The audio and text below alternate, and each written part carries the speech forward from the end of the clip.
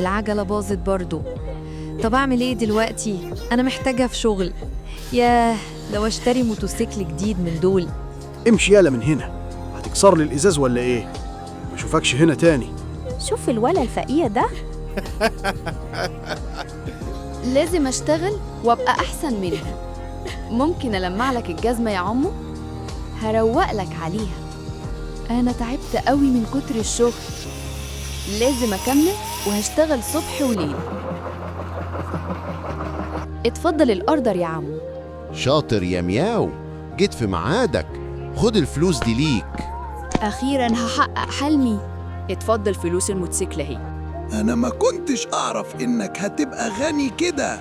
اتفضل المفتاح. أنت كمان حقق حلمك. لو استاهل تشجيعك اعمل لي لايك وقولي عاش يا مياو بالعند في المتنمرين.